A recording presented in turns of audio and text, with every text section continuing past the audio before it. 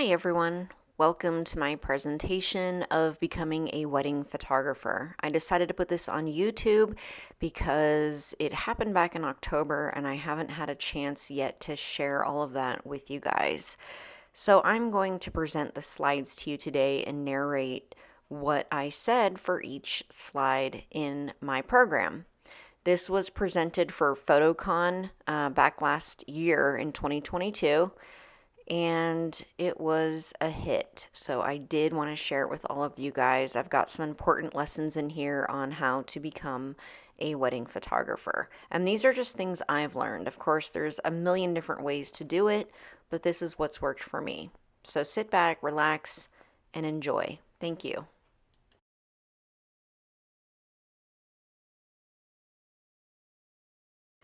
New wedding photographers are starting businesses every day, and a lot of them are not even sure how to start and run a photography business. If you've ever joined a photography group, you can't really escape people talking about all of the mistakes new photographers make. Any new photographer is really just interested in taking pictures. They love pictures. It is their passion. Pictures are pretty, and editing is so fun. No one is talking about contracts or timelines for the wedding day or how to run the actual business. Typically, in a photography group, people are talking about what preset they used, what lens they used, what settings were for flashes and lights. We can't lose sight of the fact that we are working with people. We must communicate in a way that is easy, makes sense, and is helpful. We are providing a service. We will be in charge of some of their most important memories. If you can't be bothered to set up your business properly, then why should they trust you with their wedding day? We are not getting into the technical aspect of shooting a wedding, as there are plenty of folks here that can talk about that. What I really want to talk about today is how to set up a process for yourself so that you can treat every client with the organization they deserve and that will give you and them peace of mind. It is nearly impossible to find a photographer that will walk through all of their business processes. Most of the time, you can't even find a photographer that will be kind enough to show you how to shoot a wedding. It's either sink or swim. You either make it or you don't. No one is going to sit down with you to show you how to do anything. It's too competitive. How do we prepare our clients for a shoot? How are we communicating with our clients? How was the paperwork from each client generated and stored? Lens choice is important, but proper handling of all the documentation that comes with a wedding is equally, if not more important. If something were to go wrong, that paper is all you have. Organize like your life depends on it. Diving right in, I'd like to start with the initial inquiry. This is when you first receive an email or phone call from a bride or groom wanting more information about your services. First things first, answer. Do you know how many times I hear from brides that book me? I contacted you and 2 other photographers, and you were the only one that responded. Answering an email, a text, or a phone call seems like such a basic first step, but I know firsthand so many are not doing this. This is your moment to show them that you want to connect with them, you want to work with them. Set a shining example right from the very beginning. Their impression of you and your business starts the moment you do or don't respond. And when you don't respond, it speaks volumes. I do have a client management program I use where all new leads are automatically added if they've contacted me through my website. If they contact me through one of my advertising sources, then I have to add them in manually.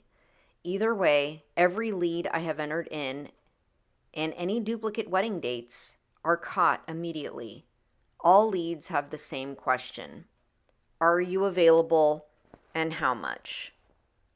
One thing that helps me respond so quickly to prospective clients are canned emails. A canned email is a pre-written response to the most common questions. For example, when you keep getting this question, my wedding is October 2nd, what is your pricing and are you available? If you have a pre-written response that introduces yourself and your team and states your pricing and your eagerness to work with them, then you can quickly give them all of that information without having to think of the wording, without having to go home and type out an email, without having to make that client wait and wait for your response. I use canned responses when I'm out of the office and when I don't have time to engage in a conversation at that moment. Typically, I start a conversation. As the great Ellen Berg said, you should be asking the clients questions in order to start a conversation. Good questions would be, what venue will your wedding be held? What time will your ceremony be? Will you be doing a first look? By asking questions, you're showing the client that you care about the details enough to put together a customized quote. Emailing a list of your pricing without starting a conversation is one of the worst things you can do. Canned responses are a great time saver. While you don't have to have a client management program for this part in particular, you really should invest in one. Client management programs can help with sending contracts and other forms to your clients. Some have simple bookkeeping features, some have special sections just for your clients where communication is kept organized. If you're just starting out and you don't have any of this, you can just open up notes on your phone and type out canned responses as well. This way, as soon as you receive an email, you can immediately copy and paste the information and press send. I've been standing in line at the grocery store and responded to a bride. I've been at the vet and sent a proposal. I've been in the waiting room at the dentist office and sent a contract to a bride and had it signed and retainer paid before I left my appointment. With today's modern technology, we have the ability to respond to anyone at any time, while we are pretty much anywhere. When a bride tells me that she has never heard from the other two vendors, it really blows me away. There are really no excuses anymore. Now, I'm not always fully prepared for questions that prospective brides are asking, and I don't have a pre-written response for everything. There are times when I really can't respond in detail. Maybe she's asking specific questions about how we'll cover her wedding, or the add-ons we can offer her. A canned email will only get you so far. In these cases, I still think it is important to respond right away by at least saying, "Dear bride, I'm currently with a client and wanted to let you know I have received your inquiry.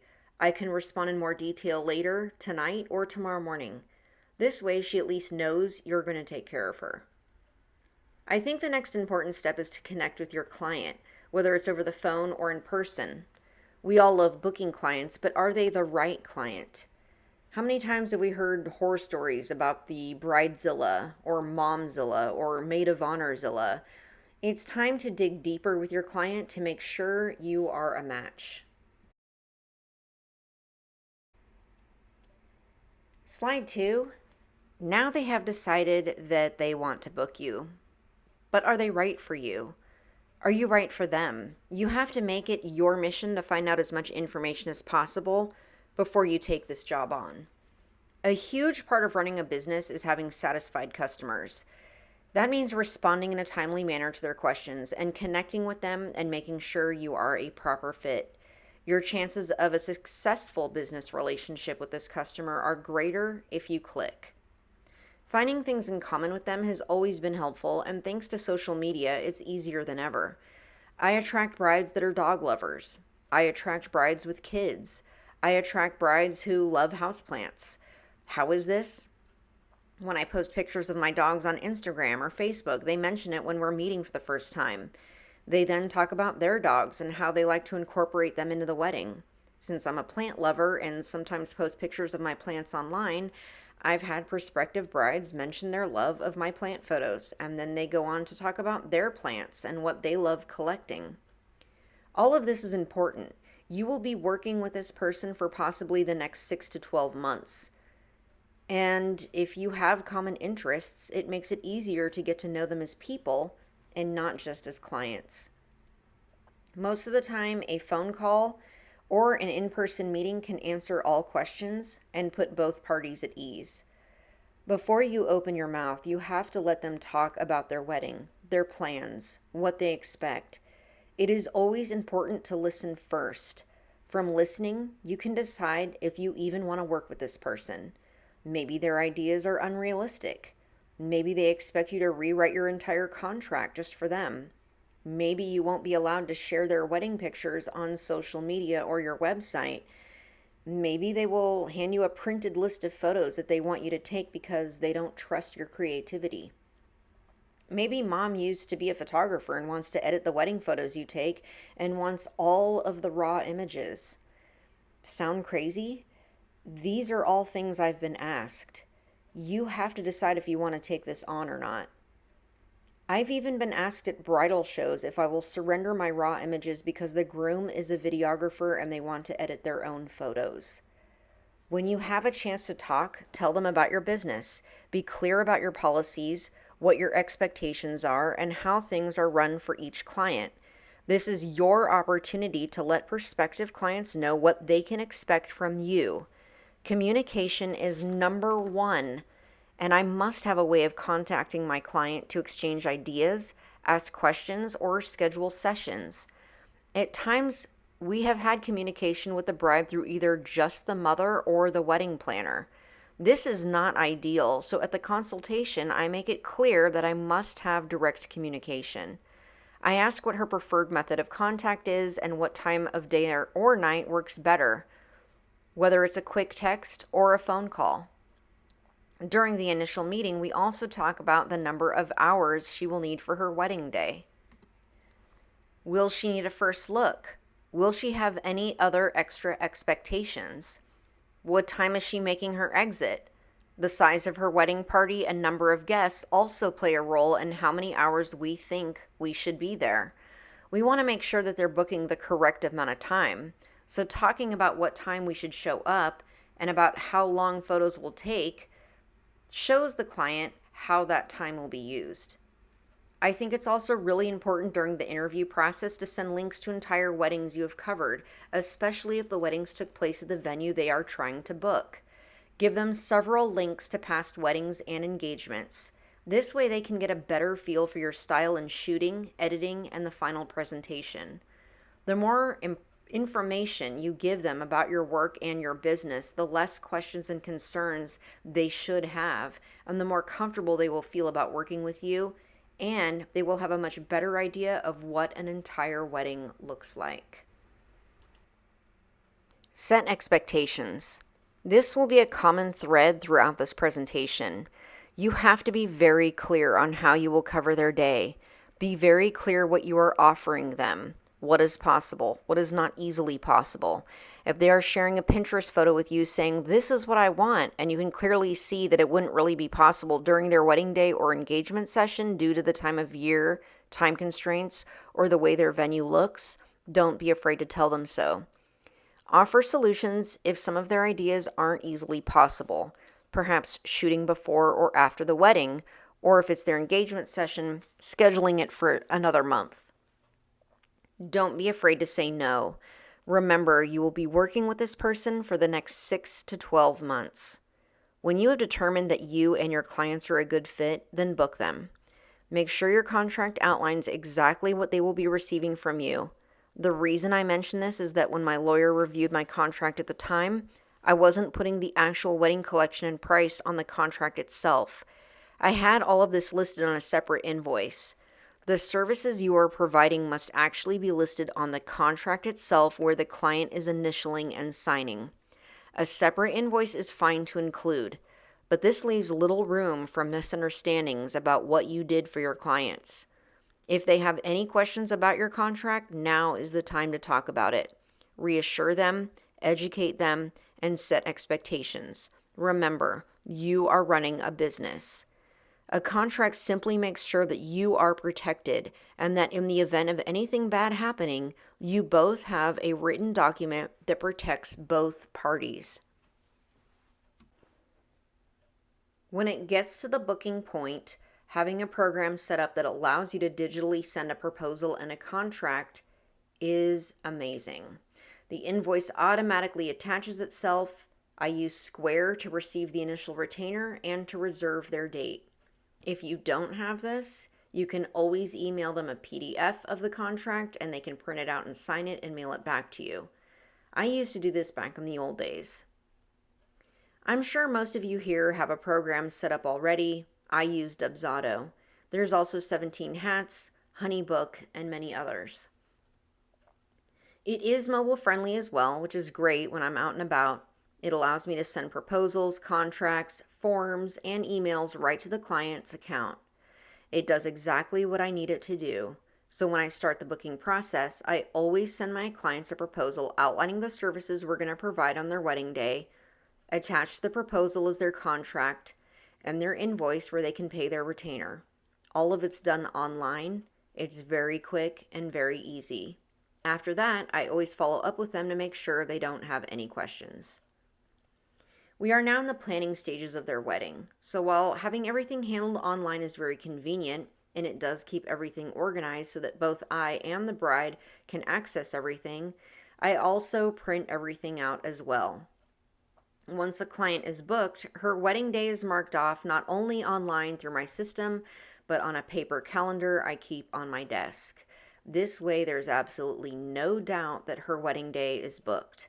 The printed contract, proposal, and invoice then go into a wedding file that I have created. Why go through the hassle of having everything digital when I go and print it out? Let's think of worst case scenarios. What if the program I'm using is having a major update and I don't have access to the bride's information? What if the internet's down? What if 5 years from now I'm using a completely different system and no longer have her information? Having something printed that I can refer back to if I need to is a perfect idea. It's like keeping your taxes. It's also why I keep a paper calendar with all of my engagement sessions and wedding bookings. It's always a good idea to have a paper system as well as a digital system, just in case.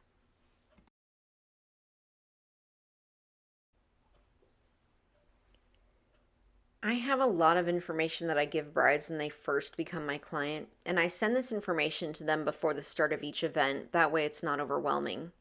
I can send them a link from my website to help them prepare for their engagement session, their bridal session, and even my favorite vendors when they're on the hunt for florists, DJs, or bakers.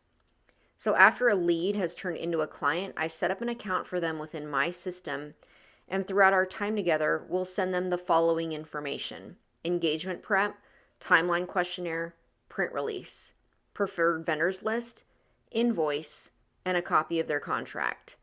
Within this portal, they are able to view their invoice at any time to make payments, and all of the emails we share together are in their account.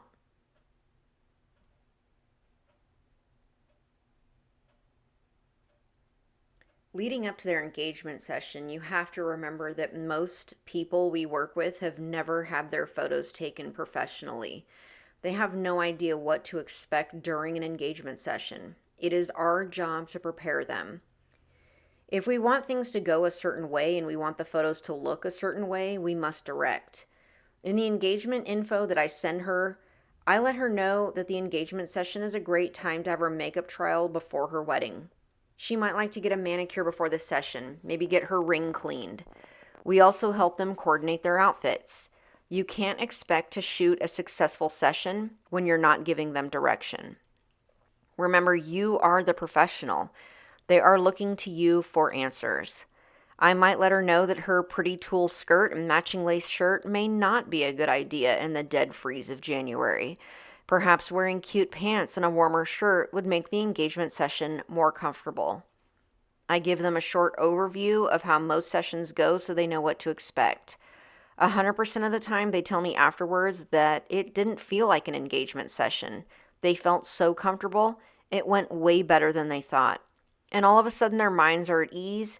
Having information available about each step we take during the wedding process is a necessary thing in order to keep things running smoothly and getting the photos that you need and want. After the session, I let them know when they can expect their photos, and they are usually delivered before that date. Again, setting and then exceeding expectations.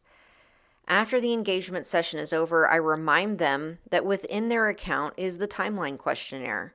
I go over the purpose of this form, and most of the time they are all too eager to get this filled out. The way this form is set up is that they can fill out as much info as they want up until a certain point and then save it and come back to it later. Each time a client changes the form, I'm notified by email. I usually don't start working on their timeline until the final draft is submitted and we're about 30 days out from their wedding. The time before the couple's wedding day is a flurry of activity. About 1 month from her wedding date, I send over the final balance of her invoice. I complete her timeline, and I'm asking if anything has come up that we need to know about. If everything looks good and there have been no major changes, I pretty much don't talk to her until the wedding day. If she doesn't need anything from me, I don't want to bombard her with texts and emails. If she does feel the need to contact me, however, it's always good to communicate with a client in a fast and concise way. If she emails you, email her back. If she texts you, text her back. Follow her lead in the way she communicates with you. I've learned, especially over the last few years, that communication can't be just in one form only. Years ago, I really wanted all of the communication with my clients in one spot, and that was email. Texting now really is the primary way to communicate. You have to remember, we are working with the same young crowd year after year. We are getting older and need to follow their communication trends. Most of them are either in college full-time or working full-time. Texting is always easier. If they do have a quick question, we need to give a quick answer. 78% of customers want the option to text a business. And more importantly, the response rate with text versus phone is 209%. When you are assisting the bride with her planning, you are constantly having to tell her what she can expect from you, how realistic her ideas are. If she's wanting a photo with her fiance in a mustard field, but it's January, how realistic is it going to be to pull that off? It is important to know when the leaves start changing for the season. If your bride is wanting a fall engagement session, you should reach out to her over the summer to get that scheduled. If a bride books me in February for the following year but wants an engagement session with crisp fall leaves, I make a note on my calendar to reach out to her closer to that time of year to get her session scheduled. If their vision board includes a grand staircase with her dress trailing down behind her but their venue has no stairs, then we need to start talking about different locations that could work. You would be surprised at some of the answers I get about the pictures that they send over. Sometimes it's not about the stairs at all. It's about the lighting. Maybe it's not about the mustard field. It's about the way the couple was looking at each other and the way they were both posed. And they're not wanting a mustard field, but would be happy in any field. Your job is to get inside their head, fully understand what they want, so that you can deliver the best images and the best experience possible.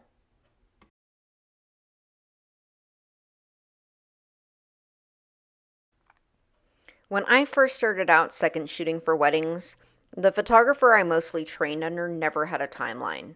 They never knew what was happening next. I often wondered how they could plan for the best shots if they didn't know what the wedding day looked like. How many of you are creating timelines for the bride? I create the timeline about a month before the wedding. If it's a very simple backyard wedding, sometimes I don't create a timeline at all and we really can just go with the flow. It really depends on how long our coverage is and how big her wedding will be. In the questionnaire I send, the bride answers a series of questions. For example, who she would like photos with. Will she be doing a first look? Are there any strained family relationships? Would she like the majority of her formal photos taken outdoors or in? These answers help me prepare our day. A few weddings back, we had a groom who hadn't seen his mother in years and was not close to her at all. The bride made it very clear that the groom did not want a lot of photos of her. These are all things that are helpful to know. The last thing I want is to try and get mother and son together for a photo and it creates a huge awkward problem. My questionnaire gives them different choices and combinations of who they will be taking photos with and when certain photos will take place. They let me know if they will be doing a first look. Will there be a gift exchange? If there's going to be any planned dances or special guests at the wedding during the reception? Are they doing a bouquet toss or a private last dance? What I try to do is find out every possible angle that they have planned for their wedding day. I am doing this so that I can plan the timing of the photos. When I can give myself, and more importantly, the bride and groom, a clear outline of how their day could look, then the day is clear. When we all know what we are going to be doing, things tend to go smoother. Most of the time, the bride and groom don't have a wedding planner. This means they look to us more than ever to guide them through the day. Now, if they do have a wedding planner, I definitely want to give them my timeline. This way we can work together. She knows what I'm doing, and I know what she's planning. Rather than giving the bride my timeline and confusing it with the planner's timeline, I deal directly with the planner, and she presents the final outline. Less confusion for everyone. If she does not have a wedding planner, I make it very clear that our timeline is for photos only. I am just trying to do my job. We are not wedding planners. We are trying to be organized photographers. You have to remember, this is still their day. This isn't your wedding. Things can and probably will change on a dime. If the cake is late, if the DJ is ill prepared, that has nothing to do with you. Keep your photography on your mind and your mind on your photography. What other vendors are doing or not doing is none of your concern, if it doesn't interfere with your job. On occasion, after the timeline is created, the bride may want to book an extra hour. Without a timeline, she may not realize that she would like more time until her wedding day. A timeline can eliminate a lot of stress.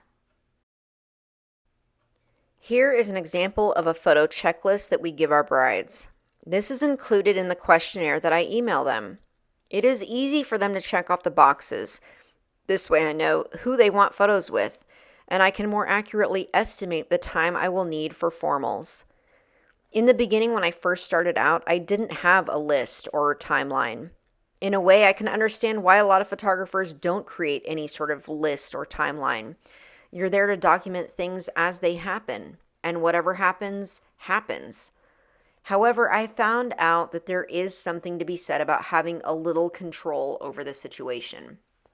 For example, if your bride has made it known to you that she would really love a few shots of her and the groom at sunset sometime after the ceremony, but the ceremony's at 6:30 in the fall, and the formal photos will take place soon after that, you'll miss the sunset. Creating a timeline in advance of the wedding allows you and the bride to plan certain photos and to make sure that what she wants can happen. Perhaps after seeing the sun will be setting during her ceremony and there won't be time for those fabulous photos she's wanting, she can bump up her ceremony time about 30 minutes and maybe take most of the formal photos before the ceremony starts. Perhaps instead she will decide to book a post-wedding bridal session with you, ensuring that she gets the photos that she would like without all of the wedding day pressure. The important thing is that you are talking about all of these options now before the wedding day. You don't want to have conversations like this on the wedding day.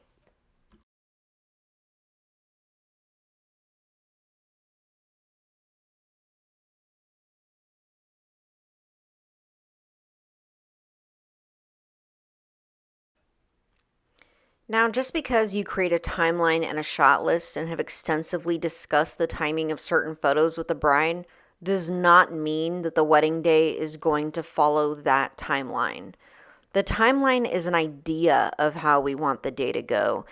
It no way reflects how events are actually going to unfold. Any number of things could go off track. We've had brides change their minds and decide that they want to do a first look after all. Grooms that did not open their suit bags when they picked them up from the rental place and are suddenly discovering on their wedding day that their shirts are the wrong size or their suits are the wrong color and have to make a quick, unexpected trip back to the uniform shop. Couples that left their wedding rings at home, the venue having to move everything inside due to rain, the cake falling apart in the baker's car on the way over, the florist delivering the wrong flowers or forgetting the boutonnieres, the parents being late or one of them deciding not to show up at all, a death in the family. There are so many things that can happen that will throw off an entire day and change it completely. Even though everything is written down and planned out, never actually believe it will go that way. When planning this out, know in the back of your mind that something will go wrong and the plan for that as well. How? I show up early. When my coverage is from 2 p.m. to 10, do you think I show up at exactly 2? I will be there at 1:15 or 1:30. It gives me a chance to reassure the bride that I am in fact there, and we have a chance to set up our equipment without feeling rushed or frustrated. We have a chance to maybe eat lunch that we brought on the way in, and we have a chance to settle down and settle in for the long day ahead. I also pad the timeline. If you're looking at your shot list and you think that it will take you 30 minutes to take all of these family formals, plan for 45. If you think the first look will take 15 minutes, plan for 25. Those extra minutes are like money in a savings account. When something inevitably goes wrong, and it will, those extra minutes that you have saved up will help you out. As we all know, the weather can really throw a wrench into any day. If it's pouring rain, all of the beautiful outdoor photos the bride had planned probably aren't going to happen. You may have to schedule a bridal session after the wedding to get the photos she was hoping for, and you should discuss the possibility of a separate session before the wedding day. Attitude is everything. The absolute best thing you can do on a bride's wedding day is to be cool, confident, and happy. Handle your business. If you are running around in a panic, how do you think that will make everyone feel? If you are supportive, calm, and gently lead the way, I have no doubts that the wedding day will be a success. We have been in some of the craziest situations, but I know that if I'm calm and confident, the bride will be too. Offer easy solutions. If the cake is late, assure her that you will take pictures of it at the reception. If the boutonnieres aren't here yet, we'll take pictures of the groom and groomsmen after the ceremony. Every time an obstacle comes up, try to offer solutions that are easy and don't add to the stress. We had a wedding last year where one of the bridesmaids forgot her bridesmaid's dress. She got me off to the side to tell me and wanted me to hold off on bridal party photos as long as I could before a friend who was racing back to the venue with her dress could show up. She didn't want the bride to know, so we held off. The dress came and everything worked out. Always try to be a better wedding photographer than you were at the last wedding. Learn from every wedding you shoot. If you're paying attention enough, you will learn something new at every single wedding. You are only competing with yourself. The goal is to get better and better every single time. Be helpful, solve problems, work hard, and go home. Set expectations. Again, you are continuously setting expectations, even on the wedding day. If she wants to do a faux exit at 9:30, let her know that once that happens, typically guests who find themselves outside of the venue will just keep going and make a run for their car. Give her an alternative. Instead of a faux exit, suggest a group photo with sparklers or bubbles and make it at the opposite end of the parking lot. This way, the guests understand that this is just another photo with the bride and groom and not an attempt to clear everyone out. Setting expectations and offering solutions never stops with weddings. You are doing it before you book, after you book, during the engagement session, before the wedding, and after the wedding. Having a constant stream of conversation reassures the clients, but leaves no room for surprises. Surprises are hardly a good thing. Our job is to minimize surprises, prepare for the worst, but plan for the best.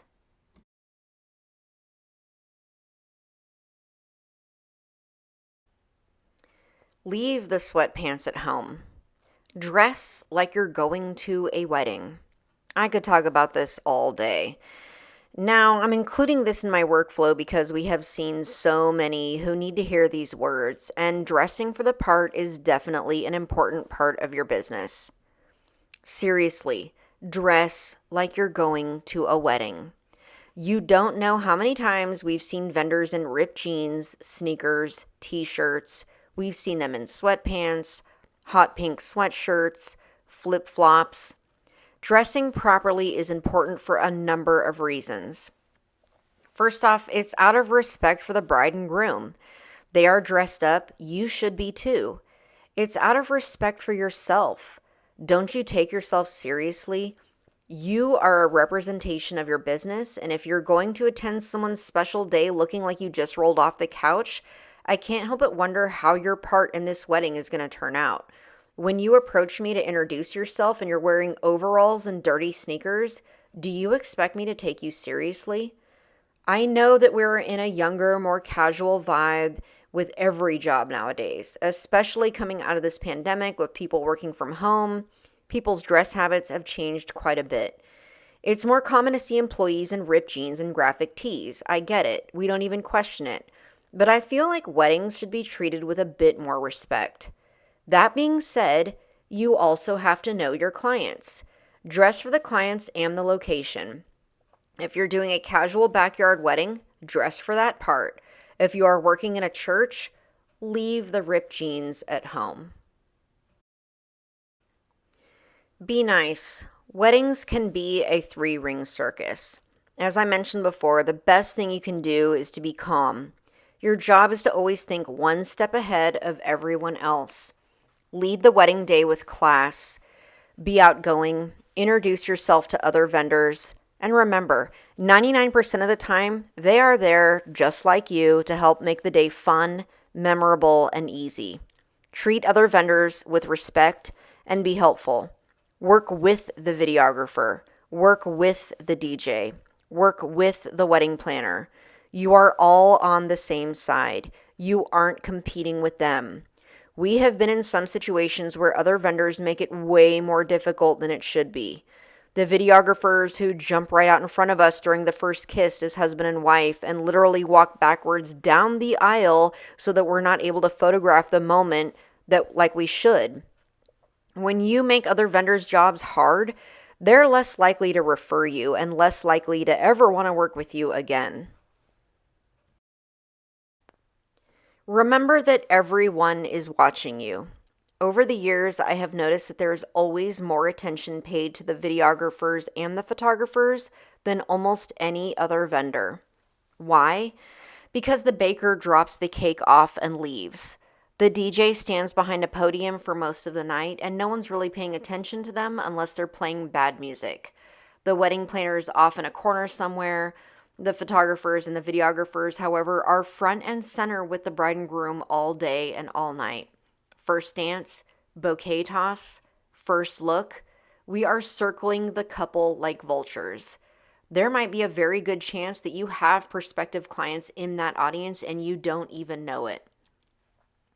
They are watching to see how you react, how you take control, how you direct, how you carry yourself. Therefore, they see how you are dressed, how you speak to the bride, how you work. Parents might refer you to coworkers. Bridesmaids may use you or refer their friends to you. Guests may approach you later. You have already sold yourself to the bride and groom, but remember, you are also for sale to everyone you see that day. Sell yourself in a good way. Be remembered as the hardworking pro who was fun to be around and was professional and made things easy and stress-free. Don't be remembered as the sloppy vendor with a camera.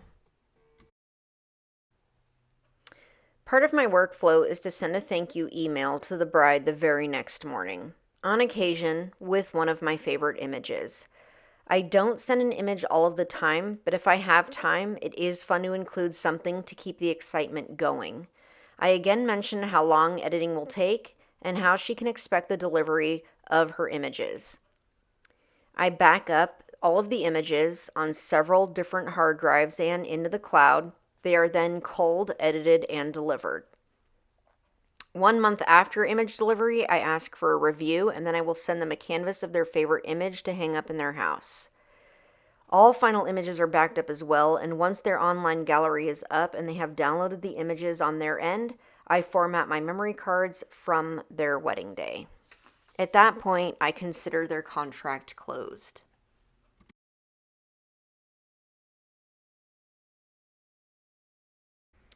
This is the last slide to my presentation, and in this section I have some helpful links the client management system that I use. You can get 20% off if you use my code. And then also, I have my timeline and canned emails on my website available for purchase if anyone is interested in that. But at the end of this presentation, I had three audience members asking me questions that I thought I would include here. The first question was, what was my biggest personal stumbling block that I had when starting out? The thing that I had to conquer before I felt like I was a success. And the answer to that question was finding my voice, directing people and telling them what I wanted, how I wanted them to pose. I would stand there and basically just let them do whatever they wanted without giving anyone any direction. So I knew that this was a stumbling block of mine, and I actually ended up taking a workshop on directing and posing and learning how to speak to my subjects. The next question, of the common mistakes photographers make, which do you think is the easiest to fix but is overlooked or considered a non-issue? The answer to that question is composition. It's one of the easiest things in the world to fix. If you are staring through your viewfinder and you have your couple placed in a certain position, it literally takes only a second to look around to see if there are any obstacles like drain pipes or flagpoles behind them, or someone's head, or cars in a parking lot. It's easy to adjust your angle or to have them move to help minimize distractions and tons of Photoshop work later. And the last question is color or black and white? That's the age-old question. It really, really depends. Sometimes I flip a photo to black and white because it shows more detail. On rare occasions when a DJ has crazy lights during the reception and they show up on the bride's white dress, a black and white will easily erase that. But mostly I do it for artistic reasons. I prefer more color than black and white. This does conclude my presentation. If you guys have any questions or comments on any of the slides that you see here, please don't hesitate to comment on the video below. And thank you guys so much for allowing me to present this. I hope you guys enjoyed it. Thanks.